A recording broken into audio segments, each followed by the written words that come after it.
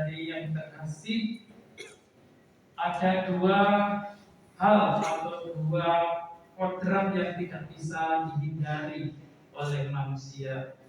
Pertama, ia dilahirkan ke dunia. Ia tidak bisa memilih di keluarga mana ia dilahirkan, di suku apa dia dilahirkan, di negara mana dia dilahirkan. Dan ia tahu ia terbentuk dalam rahim ibu dan kemudian terlahir sebagai seorang bayi dan beranjak dewasa. Yang kedua adalah kematian, sesuatu yang sangat misteri, yang orang juga tidak pernah menduga, tidak pernah tahu, tetapi harus terjadi sebagai seorang manusia biasa. Ada limit, ada batas hidup, batas akhir hidup manusia. Dua hal ini yang tidak terhindarkan, kelahiran dan kematian. Menurut iman Kristiani, kita juga harus memahami peristiwa-peristiwa hidup itu dengan kacamata iman. Peristiwa hidup harus dilihat sebagai bentuk ucapan syukur kita kepada Tuhan, bahwa kita pernah hidup, kita hidup di dunia sekarang ini masih bernafas. Artinya itu adalah rahmat terbesar Tuhan untuk kita. Jadi hidup itu harus disyukuri. Apapun bentuknya, apapun pengalaman yang kita alami, entah pahit, entah menyenangkan, entah itu menyedihkan, semuanya tetap hidup itu harus disyukuri. Karena itu adalah rahmat pemberian yang diberikan Tuhan kepada kita. Yang kedua, peristiwa kematian harus kita lihat dari kacamata iman, yaitu bahwa kematian adalah pintu menuju kepada kebapaan, pintu masuk kepada kehidupan kekal. Tidak ada orang yang tidak mati terlebih dahulu sebelum masuk kepada pintu keabadian. Sebelum orang masuk ke rumah Bapa, ia secara fisik harus meninggalkan dunia, meninggalkan badan fisiknya, lalu kemudian beralih kepada kehidupan yang akan datang, kehidupan selanjutnya yang kekal, yaitu bersama Tuhan. Hari ini tentu keluarga sedih juga, kehilangan pasti almarhum Bapak Fransiskus Alex Wibowo. Mungkin beliau sakit cukup lama, keluarga terus dengan sabar mendampingi, merawat, seterusnya berusaha bagaimana beliau bertahan sekian lama. Tentu dukungan-dukungan yang keluarga berikan sangat berarti bagi almarhum selama hidupnya. Mungkin juga ada tugas-tugas yang belum selesai mungkin, tetapi Tuhan berkata lain, dia harus menghadap kepada Tuhan, sudah waktunya.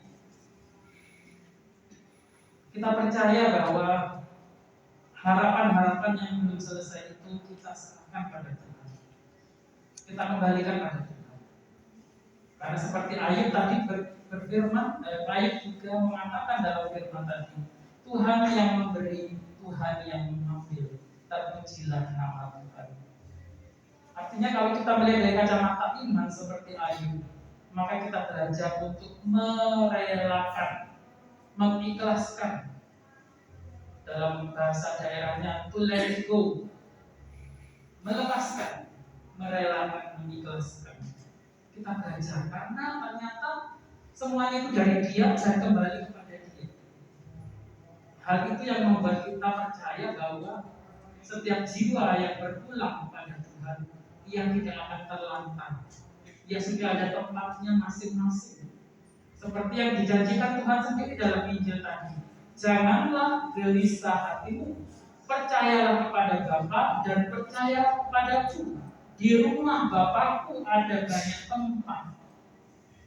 Nah, di sini kita memiliki iman, sekali lagi memiliki iman bahwa sesudah kematian, setelah kehidupan yang penuh sengsara, penuh kesedihan, penuh penderitaan, maka manusia, jiwa yang kembali kepada Bapa ini akan menempati suatu tempat yang disediakan oleh Tuhan. Dari sini keluarga mudah-mudahan merasa terhibur dengan acara kita bersama dengan banyaknya umat yang datang di sini, memberikan peneguhan, kekuatan agar keluarga selalu tetap bersatu, tetap menjadi keluarga yang utuh meskipun almarhum sudah tidak ada. Semoga tetap saling menerima, saling mencintai, saling mendukung satu sama lain. Itu yang penting.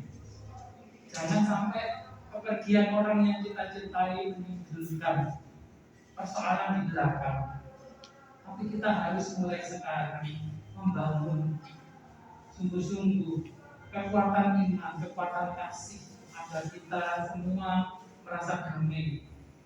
Juga almarhum yang meninggalkan kita juga jalannya pun damai. Tidak ada yang menghalang-halangi dia. Kalau kita ikhlas, kita damai, maka beliau juga berjalan dengan damai.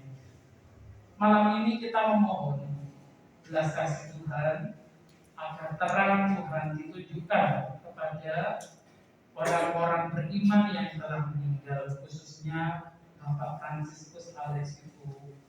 Karena Yesus adalah terang, maka jiwa-jiwa itu mendatangi terang dan mengikuti terang itu sampai masuk ke tempat yang Tuhan janjikan. Kita berdoa sungguh-sungguh malam ini bersama keluarga, bersama umat, teman-teman, handetolan yang datang, kita memberikan satu sama lain rahmat peneguhan, penghiburan untuk keluarga yang ditinggalkan.